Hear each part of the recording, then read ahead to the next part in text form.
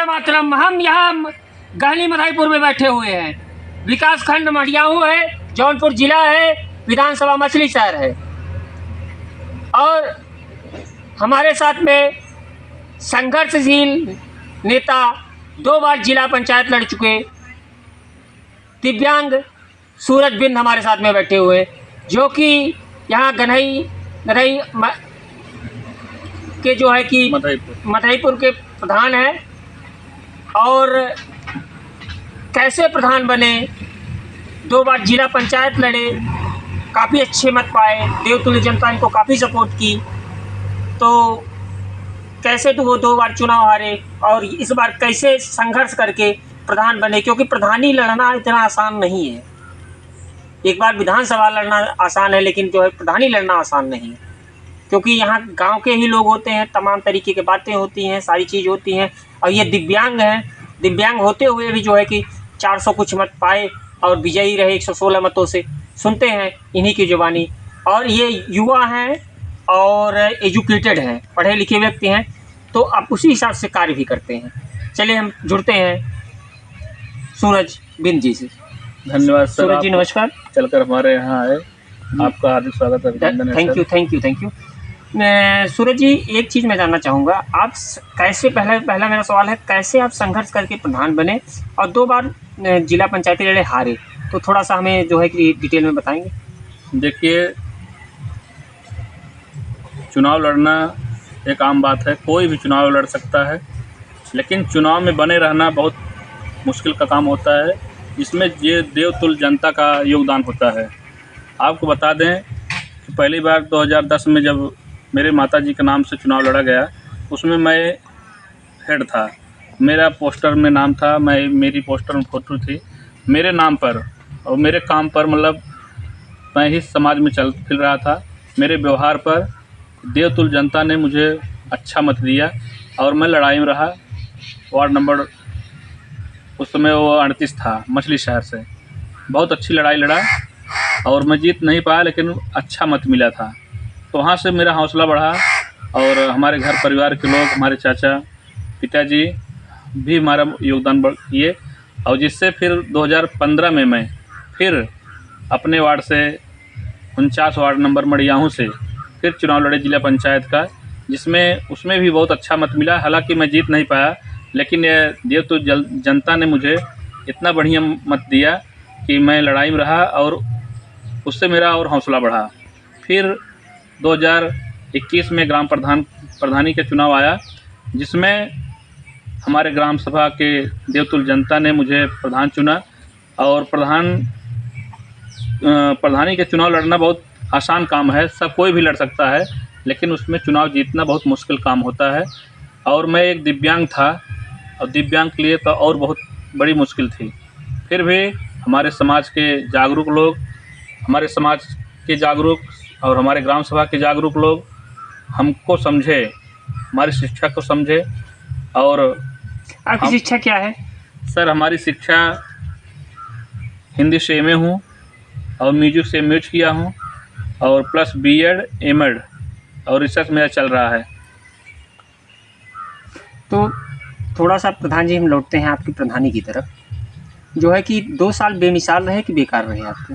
2 साल मेरा अच्छा ही रहा है और बेमिसाल मैं नहीं कह सकता हूँ। ग्राम सभा के जनता से आप पूछिए तो बेहतर आंसर इसका मिलेगा।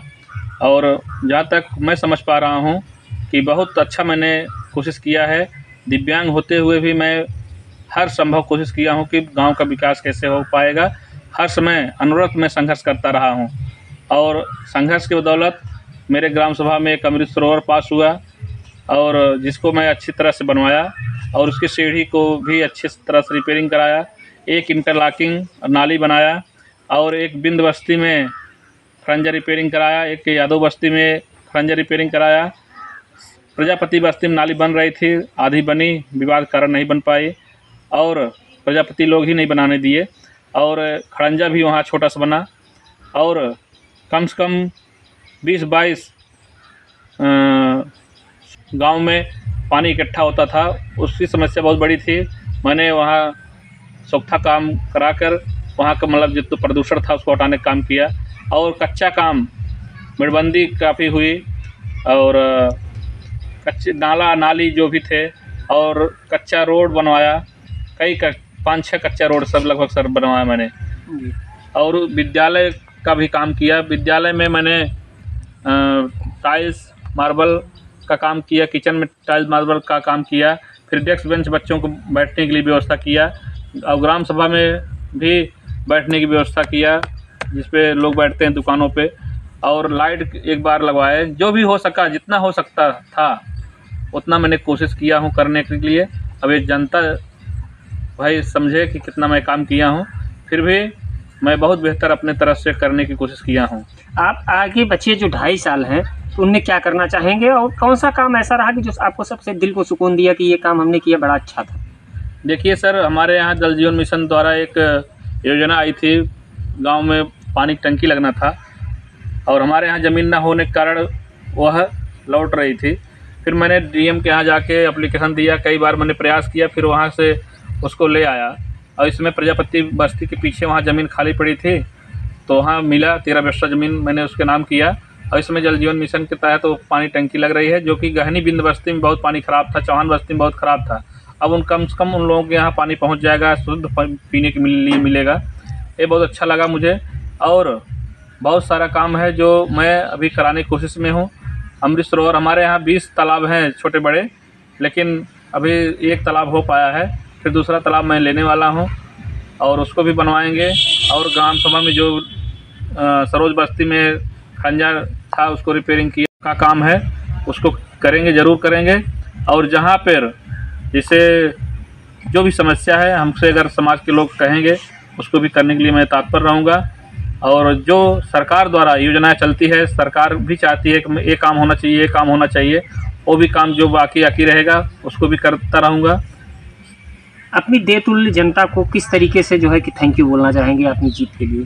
देखिए, वो मेरे पास शब्द नहीं है कि मतलब जनता को मैं धन्यवाद दे सकूं। इतना ज़्यादा प्यार दुलार मुझे मिला जनता का।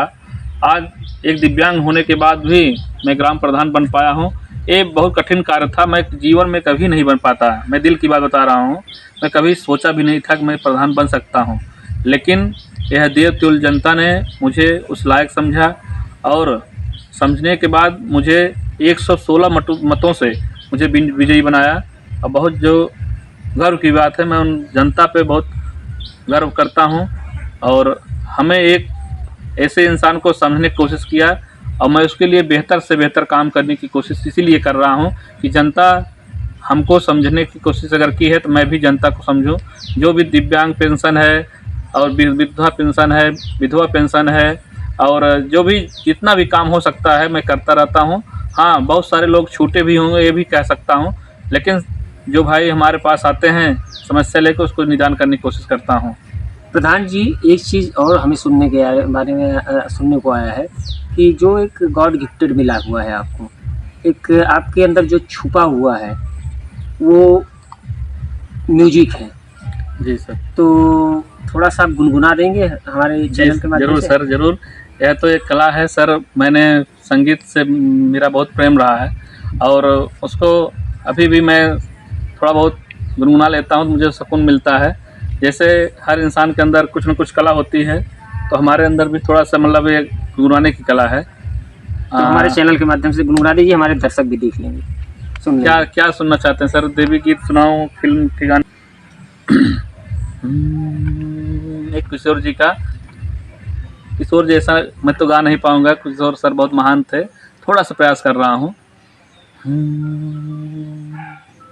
मेरा जीवन कोरा कागज कोरा ही रह गया, मेरा जीवन कोरा कागज कोरा ही रह गया, जो लिखा था आंसुओं के संग बह गया, मेरा जीवन कोरा कागज कोरा ही रह गया। उड़ते पंछी का ठिकाना, उड़ते पंछी का ठिकाना मेरा न कोई जहां, मेरा न कोई जहां, खो गई मंजिल जहां में कुछ न रह गया, मेरा जीवन पूरा कागज पूरा ही रह गया। सर एक लास्ट लाइन सुनिएगा। दुख के अंदर सुखी की ज्योति, दुख के अंदर सुख की ज्योति, दुख ही सुख का ज्ञान, दुख ही सुख का ज्ञान। ओ सुखी है जो खुशी से दर्द सह गया, मेरा जीवन पूरा कागज कोरा ही रह गया। बहुत बढ़िया प्रधान जी, बहुत बढ़िया। आखिरी सवाल मेरा है, लास्ट में जाते जाते अपने जो है कि जो वन नेशन वन चुनाव की बात कही जा रही है, अब क्या वापस जो है कि 2024 में बीजेपी लौट के आएगी? देखिए प्रयास कर रहे हैं बीजेपी के लोग, और विपक्ष भी बहुत मजबूत है, और इसमें एनडीए का गठबंधन हो रहा है बहुत मजबूती के साथ। अब इसमें जो 20 पड़ेगा उसी की सरकार बनेगी, और बीजेपी को भी संघर्ष करना चाहिए और अच्छे से काम करना चाहिए। अभी तो 1 साल बाकी है, अगर प्रयास करेगी तो भी आएगी, नहीं तो एनडीए देखिए समय बताएगा।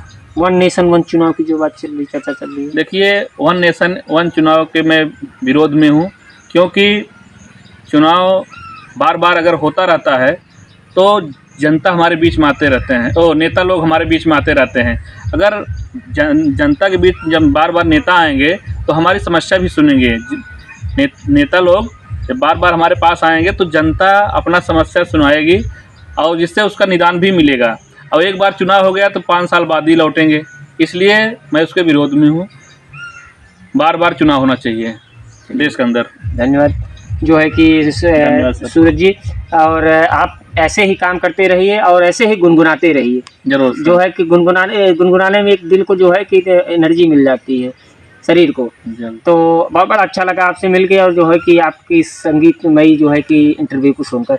दोस्तों ऐसी ही खबरें देखने के लिए चैनल को लाइक करते रहिए, सब्सक्राइब करते रहिए, घंटी बजाते रहिए। आप चैनल की घंटी बजाएंगे, भ्रष्ट नेताओं की घंटी बजाते रहेंगे।